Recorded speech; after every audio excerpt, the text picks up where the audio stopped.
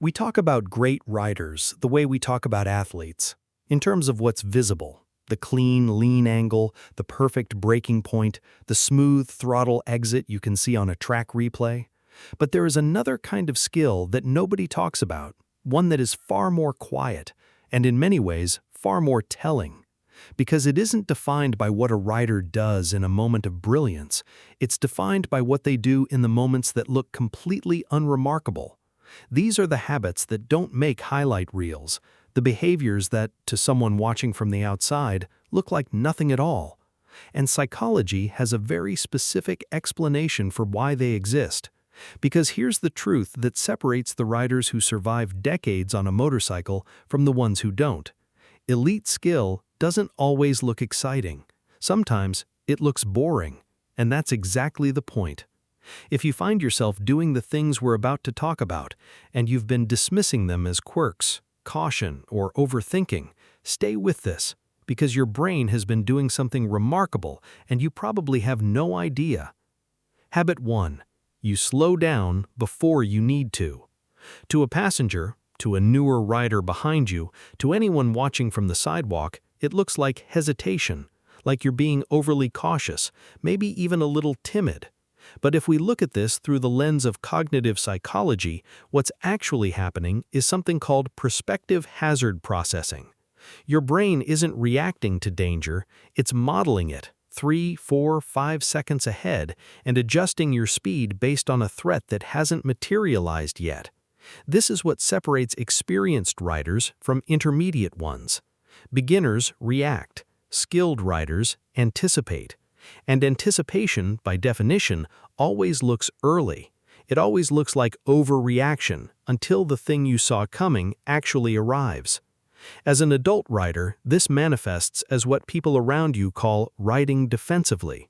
But inside your mind, it's a near-constant simulation engine running probability assessments on every junction, every blind corner, every car that's been sitting at a junction just a half second too long.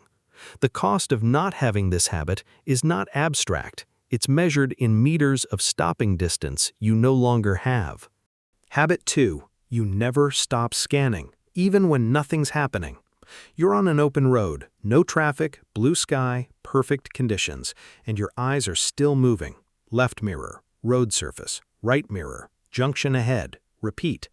Someone who doesn't ride might think you look anxious, like you can't relax and enjoy the moment. What they're actually watching is a rider whose nervous system has been rewired through accumulated experience into something psychologists call distributed attention.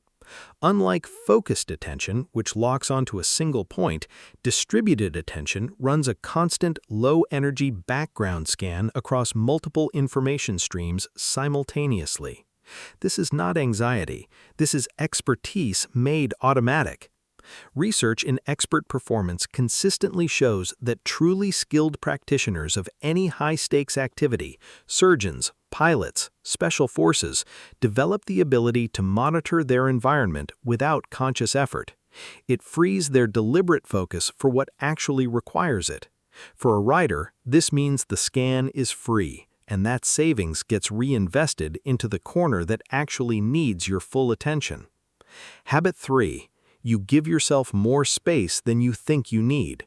On a motorway, in slow traffic, in a car park, you consistently sit further back than the vehicle in front than anyone would tell you is necessary. People change lanes to fill the gap you've left, you let them, and then you quietly rebuild your cushion again. This is not timidity. Psychology calls the mechanism behind it margin banking, the deliberate construction of decision-making time.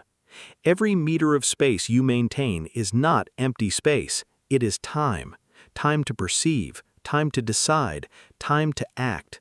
And for a rider, those 3 windows of time are not a comfort, they are the entire game. The riders who built this habit didn't do so because someone told them to. They built it because their pattern recognition, developed over thousands of hours, recognized something fundamental. The situations that kill riders rarely announce themselves. They collapse the available response window to near zero. Margin banking is the only defense against a timeline you didn't write. Habit 4. You do a check you could probably skip, and you do it anyway. The quick glance at your tires before you throw a leg over. The squeeze of the front brake lever before you pull away. The head check before a lane change you've already visually confirmed is clear. Nobody sees these. They add maybe 4 seconds to a journey. They happen in driveways and car parks and fuel station forecourts, invisible and unwitnessed. This habit has a name in behavioral psychology: procedural ritualization. What looks like superstition or habit is actually the conscious conversion of a critical check into something that bypasses decision fatigue. You don't decide to check, you just check, because the neural pathway for that behavior has been grooved so deep it requires almost no cognitive overhead. The reason this matters: the moments when you'd be most tempted to skip the check are the moments after a distracted morning, after an argument, after a long day, precisely the moments when your attentional resources are already depleted. The ritual fires anyway. That's the point. Habit 5. You feel uncomfortable and you actually respect that feeling. This one is subtle. You're approaching a roundabout and something feels off. You couldn't write it down. The conditions look fine, nothing has happened, but you ease off. You add a little more space, and a moment later a white van comes through without stopping, and you're already in a position to deal with it. You told no one. You didn't even fully register it consciously. You just felt something, and you listened. This is what researchers studying expert decision-making in naturalistic settings, particularly the work around recognition-primed decision theory, call tacit expertise. It is the accumulated residue of thousands of pattern matches that your brain no longer needs to process consciously. The signal that reaches awareness is just the output: discomfort, unease, a quiet instruction to slow down.